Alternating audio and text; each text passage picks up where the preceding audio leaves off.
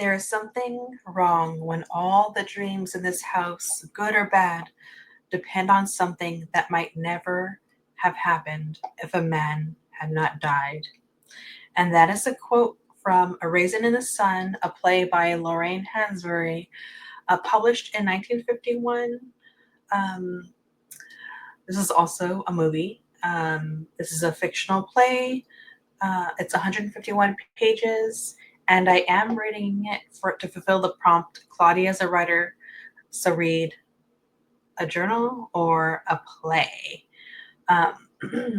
And this is all for my interview with a vampire inspired readathon, because I'm such an unhinged fan, not just of the books, but of the adaptation AMC has put together. I love it so much, and I wish more people would watch the show. So let's get started. I'm trying to figure out where to go. This is a play that centers around a family right before the 1960s. This was the play was produced in 1959. And so this is a Black American family in Chicago. There is the matriarch whose husband has just died. And so her, along with her family, are anticipating a life insurance check that's $10,000. Then there is her son, Walter, her daughter, Benitha, I believe, and daughter-in-law, Ruth. So since they're waiting on their money, some of the characters are dreaming about what they could possibly do with that money and how this money would solve their problems, because they'd be able to reach a dream that seemed like somehow unattainable before this check was going to travel to their home once their dad has passed away.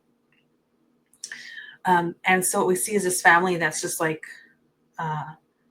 in their home for like, I want to say like 95% of the play.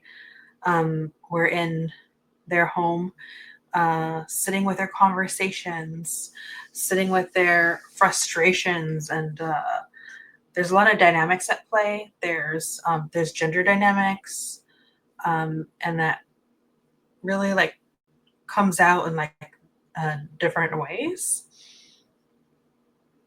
So what holds this whole play together really is the matriarch of this family, and how she is so grounded in figuring out how to make the best of things. So there's that sense of hope. Every corner where someone could see something's going wrong, the matriarch mama is just there to say, okay, well, this is the reality of whatever the situation is, and we're just gonna go with it. So they just have that like, I don't know, they're just like very grounded and so really are a great example of like existing in a spacious home, no matter where you actually are. And so Mama's son, Walter, is just really, I almost feel like just at a place of discontent. Even prior to knowing about the money, they've just been so maybe like unhappy where they found themselves in life and adulthood, on top of the fact that there's like all these, again, specific brand of like American racism, and just trying to like get through the day is a challenge, to the point where this person like has like alcohol dependency issues. And then there's his wife, who right off the bat, right away becomes pregnant. And so now they're thinking, well, what am I going to do? They just feel like they can't even afford another child. So are they going to give birth to this child, or are they going to make an appointment because they just couldn't fathom of being able to afford bringing another child into the world? And then there's Walter Lee's sister, Benitha, that wants to become a doctor. And also through that character, there's a conversation also like about how this there's like a generational difference as well, generational dynamic between like mama and her adult kids. And so for Benita, there's this exploration of like identity and different facets beyond being American, and also bringing in other points of views. There's also like religious conversation versus like atheist conversations going on through their character. There's also a consideration for what a woman is capable of or allowed to do throughout with all the characters. And with Walter, we kind of see that he just comes. He's so like frustrated that I think at first glance he could come off as I don't know, maybe misogynistic, but really this is like such a great example in this story about how if someone's like just trying to survive day in and day out of life and feeling like I don't know, maybe like emasculated in some ways by micro and macroaggressions, then they're gonna come home. This person may come home and then take it out on like the people around them, and it's just uh, hard to navigate life. And I also think that's like a contribution to why they find themselves at the kitty cat club all the time drinking. And that's my cat outside meowing. So yeah,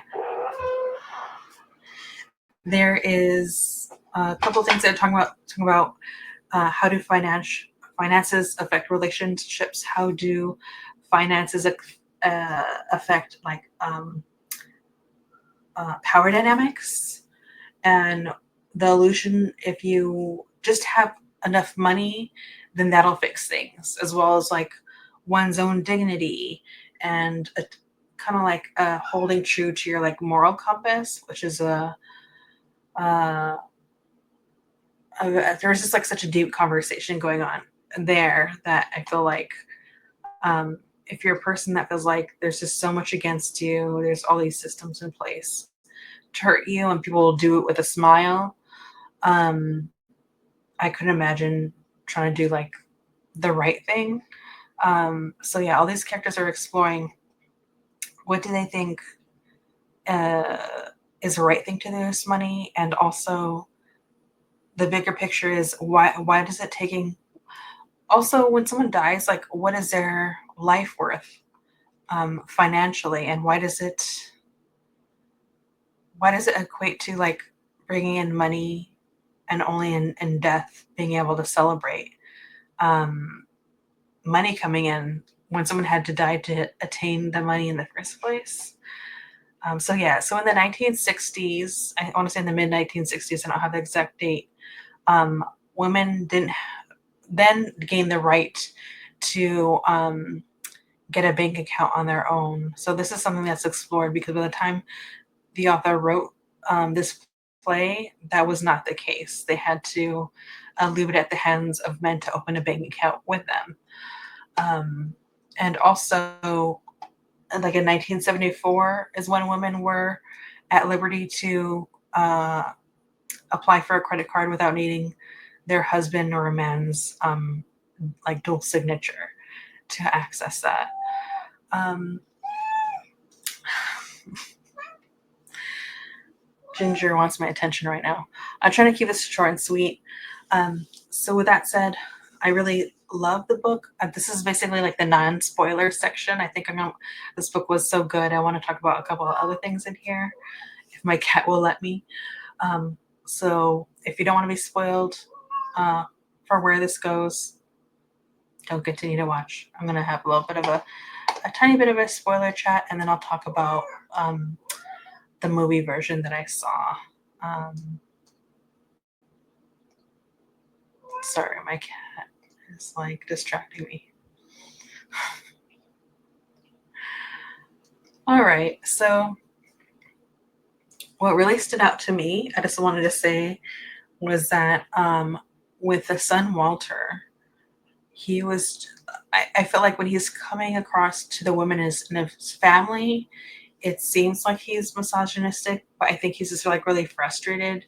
And what the character of Mama really captures by the end of it all is just really pointing out that this character goes through so much. So yeah, he's gonna be a person that struggles with making the right decision.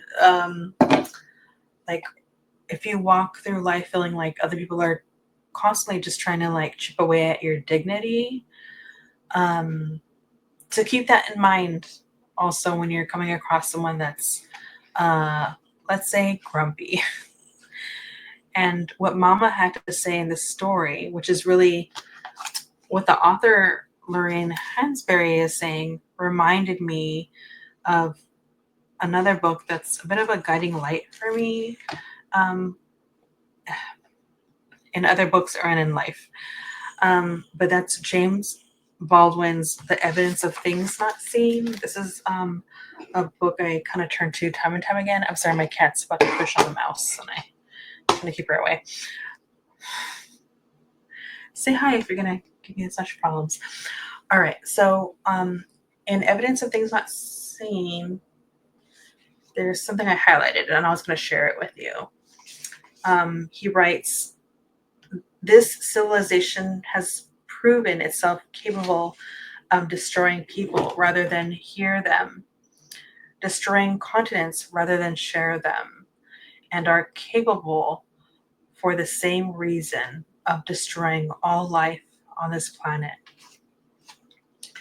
And so I also want to extend on that because I kind of think that we all are on this earth and we have our experiences. So I feel like we're all experiencing our own worlds in a way, and that is another way that I feel like American society is chipping away at worlds, right? If you're your own world, and there's this system causing so much devastation, I just want to keep that in mind. And so I felt like A Raisin in the Sun felt very much in conversation with The Evidence of Things Not Seen, and a lot of the things that are searingly evident to James Baldwin and to Lorraine Hansberry. There's a scene. Oh my God. Okay, so there's a part in the play and in the movie, but it's just about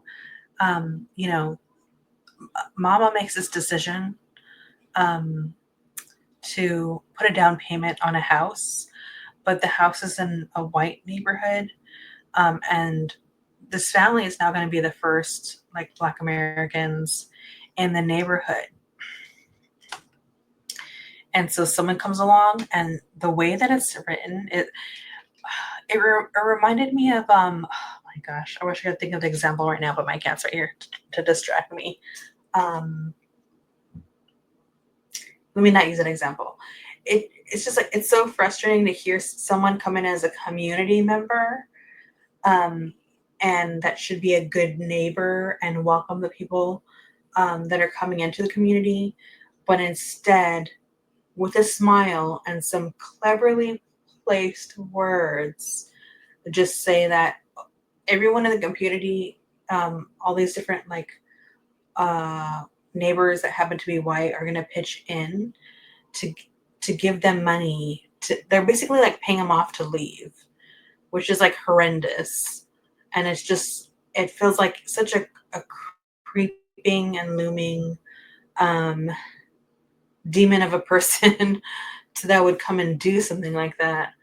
And just to sit there and smile and think that that's okay to do. I don't know. I don't even know what to say about that. But it's so frustrating because then what really stuck out for me to Mama is that this whole time we're thinking about what the patriarch, their father that passed, his contributions as far as money. So much of it is about money, and how that's going to help them. But by the end, Mama reminds them, well, think about your father's legacy. What was your experience with your father? And how would he have navigated this situation? And so the father's, the patriarch's contribution really is having such a huge heap of grace and dignity, um, even in the hardest of times.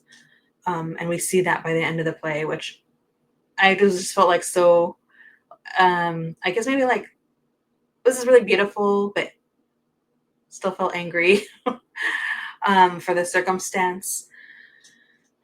Also, I was very upset at Walter. I couldn't help but be upset. Like I still feel like I understand where Mama's coming from in terms of point of view, but it's, for instance, Mama purchased the home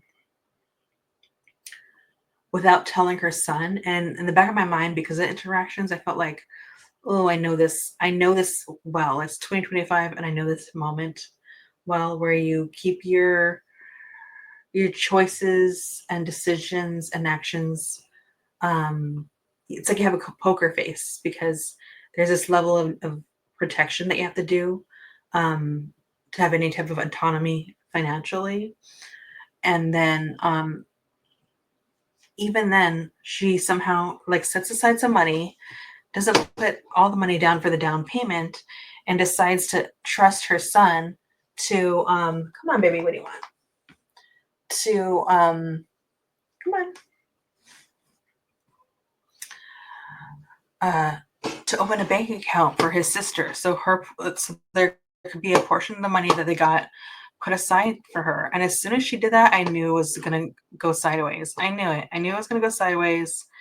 And it sucks that I know that, but I just thought, okay, this is never gonna reach his sister. So no matter what happened in the arc of the story, I still felt like some type of way about that. Um, because there's still like a level of manipulation. So yeah. Um, I'm trying to think about what else I could say. Um, I will say that I'm trying to think about how to talk about this. Also, there's a big conversation about, you know, if things are difficult and a woman feels like um, the pressures of finances, that affects a person's ability to even have kids. And so there's a big conversation about a woman's right to autonomy over her body in like different various ways that really stuck out to me. Um, and ultimately, it was by the end. I have one more quote so that it was really beautiful and stuck out to me. And it's what Mama says to her own daughter about Walter and his behavior, and that is, when do you think it's the time to love someone the most? And that is a difficult question at times to answer, right? People have tough times, they have beautiful times, but when is it time to love them the most? And that really stuck out to me as far as like not being judgmental towards Walter, because ultimately the decisions that they make are so wrapped up in the duress that he's under. And so, yeah, again, a beautiful play. I don't want to talk too much because now let's keep going. All right. So, I'm going to skip all that and I will just say a couple of things about the movie. So, almost forgot to drop the banner. I would show you Tariel. I'm worried the camera might turn off if I try to do this. Oh no, it's Ginger. Sorry, it's Ginger. Sorry, Ginger. All right, so I saw the movie. I don't know if I put the details here like I was supposed to.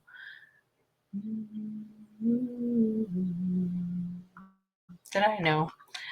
All right, so I saw the movie version that had Sidney Poitier that came in 1961, and he was absolutely incredible. Not just that, but the actress that plays Mama. Um, okay, so the mama's name was Lena Younger, but she was played by Claudia McNeil, and she held down the whole thing. She was incredible. I know a lot of people mention Sidney Poitier when they're talking about this particular movie, but for me, it was Claudia McNeil. McNeil, sorry, Claudia McNeil. She just felt so grounded, um, and you could just feel there's just like a level of hope that the character has, the actress that like brings through. That's not about it almost feels like more about practicality and acceptance of like what's in front of you, which is a whole other conversation that can happen, right? About when do you accept what's in front of you? Is it like only for your own sanity? Because there is this dream of wanting better, right? Um, and that was like the hands down the performance that like really stood out to me was the actress that played Mama was incredible. So I just wanted to say that as far as like the movie goes. Um, Again, incredible play. I loved it. So since this is meant to reflect my readathon and we're focusing on Claudia, the first question is that I'll ask you, but I will also answer. Why does this character have this book on their shelf? So why would Claudia have this book on their shelf? Um, Claudia is someone that had such a like at times like for the first season such an insular experience of being home all the time. And also they did have like two men raising them. And that could have been beautiful because it's her parents, but also there's all these like restrictions. They're not completely being told the truth. They did not consent to be turned. There's a lot of things uh,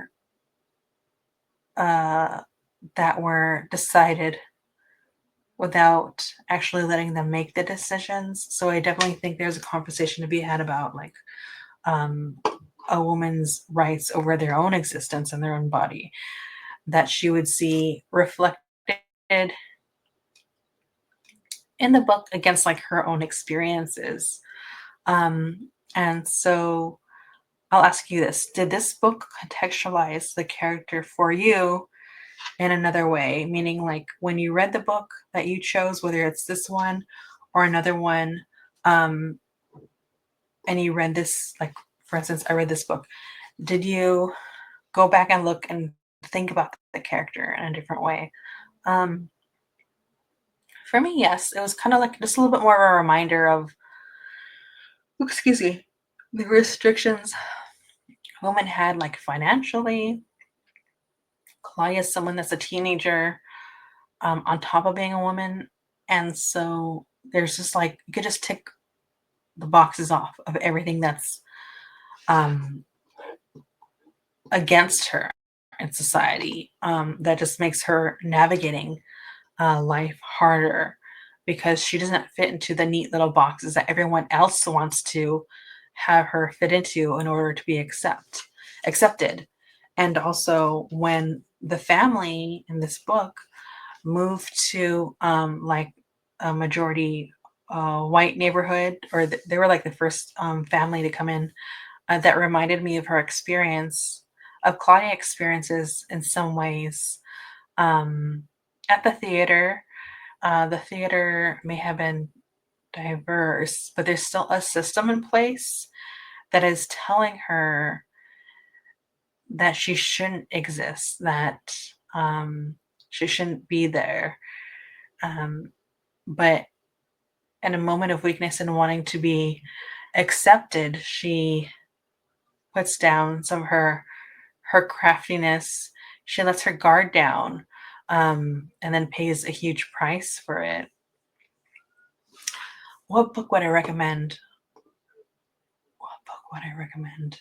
All right, so that's the last question, which is what book would you recommend the character? I just realized I should have brought the book. There's a book that I've been thinking about more and more recently, and I think I've brought it up a couple of times in book tags, and that is written by Elliott. She's an Indigenous woman that lives in Canada and is part of Mohawk uh, culture, and she wrote a science fiction book that's also like a mesh of like horror and a couple of other genres. And it's really about a woman navigating um, living in, or I should say, off the reservation onto a white neighborhood and their experiences. So there's just like a lot of, yes, microaggressions, a lot of policing of how they should like perform their existence, um, as well as other people, not just telling them how they should perform their existence culturally, but also as a woman. And so I would hope that Claudia would pick that up and see um, that actually just existing, living, and breathing is enough. Uh, and so, yeah, that's what I think about that. Ginger's asleep.